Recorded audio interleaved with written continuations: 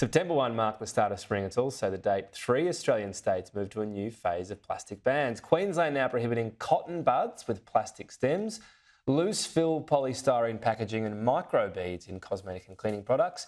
Balloon releases are banned. South Australia is barring single-use plastic bowls and plates, among other items, while Western Australia has made similar prohibitions too. Will also ban degradable plastics and certain meat and seafood trays, I should say. But some say while these changes are welcome, there should be a national approach. Joining me is Waste Management and Resource Recovery Association of Australia CEO Gayle Sloan. Thanks for your time. I guess, there's one thing for people knowing the rules, but the bigger thing would have to be big business and corporations, right? If you've got all these different rules and you're having to replace certain products, it gets difficult, inefficient, and you'll have more waste. Yeah, and very costly, right? If you have to realise what's going on in one state and not another and fix your distribution to address it, it just doesn't make sense. So we also say that we're also explaining why we're eliminating so people can make better consumption choices. All right, so that's one thing for the federal government to perhaps take a bit more charge of. I'm interested as all these bans roll out, there's usually a replacement of a sort of wood type product. That's often what you see, or it might be a paper plate, which has often got some lacquer on it, or whatever it might be. And the theory is these are degradable, but it's only if you put it in the right conditions. So are we just swapping plastic for wood that often sits there and doesn't degrade for hundreds of years because it's in landfill anyway? You're spot on. The whole idea of this is not to replace one waste with another single-use waste item. So the missing piece for us as well as the national framework, is being able to say to people, do you even need that? Could you use reuse? Like you talk about plates. What's wrong with using our plates from home and our cups and crockery when we have picnics? Why are we moving to these disposable items that are either neither recyclable or reusable? So that's also another really missing piece for us is, 76 million tonnes of material that's being discarded every year. We're kind of faffing around with cotton buds and pizza tables. We should be talking about how do we do reuse systems and getting investment in that and avoiding all completely. So, the bans are a little bit simplistic in some ways whilst we support them, but we actually need to change the conversation around how do we consume, what do we consume, how can we reuse it, how can we invest in infrastructure for genuinely recyclable and not let's just replace one waste with another.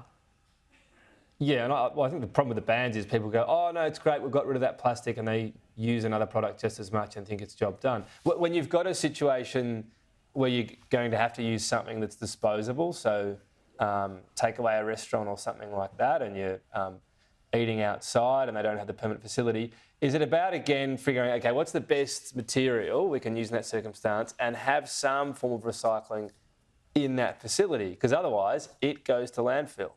Yeah, you're spot on. So in order to get a green claim, you've actually got to be able to show how it gets in the stream. So it's actually better for us to use recyclable plastic like PET or HDPE that has recycling infrastructure in public place. We do not, for example, we should not be endorsing compostable packaging, which we know has some challenges with chemicals like PFAS and does not have public place recycling. So if you can't avoid it, actually let's move to what's recyclable at scale and use that. Spot on with that one. There's a big trend of compostables, and it's great if you've got the facility to do it, but most people use the same thing, or the compostable item, or one that degrades supposedly and then put it in landfill. I'm not blaming them, I'm blaming the system. Plastic bag bans. One of these things that people went, yep, great. Again, the single use is gone. We've got them on the screen there here. What often happens with those thicker plastic bags that are on the screen right now is people use them often as a single use, so it's worse. Has this been another one that hasn't really been managed that well?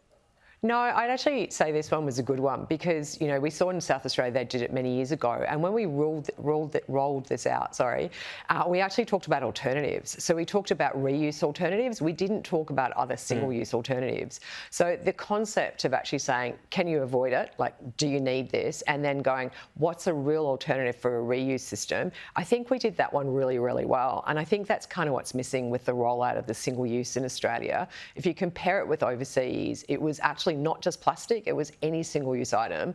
And the conversation was had with the community at the same time, can you avoid it? Is there a reuse alternative? And we're not really seeing that with what's happening with the single-use bans. We're seeing more about who's got the best muscles to be the greenest in the States. And that's really confusing for both the public and really challenging for business. Okay. I've seen some sort of positive uses of it. I just see quite a few of those thicker bags that are getting used singularly, but anyway, you can take that as maybe anecdotal evidence. What about, finally, I guess the other side of the equation, packaging? Anything from, I'm blown away by how much, a delivery from IKEA or Kmart comes in. It seems to me on products, like sometimes fruit, biscuits, other things, the plastic's actually getting more, if anything. Things have an outside layer and then an inside layer. That companies do this because it makes the food maybe, a tiny percent more durable, and there's no punishment otherwise. Is this a really untapped area within our products in the country? Well, in theory, we've had a packaging covenant for 20 years that's been tackling these issues. And I think in fairness to the environment ministers this year, they recognised that it arguably wasn't going where it needed to. So they're currently looking at a regulatory scheme for packaging with far more, with mandated design features. So that is something that's currently under consultation. It needs to really be accelerated. We need to avoid the creation of this material where we can.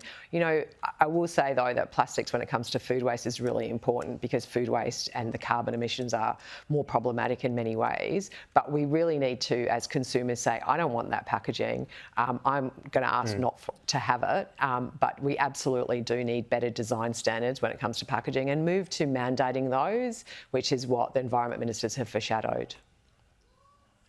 All right, well, there has been some theoretical movement. I'm just waiting to see what actually happens. Gayle, Sloan, thanks for your time today. Thanks for having me.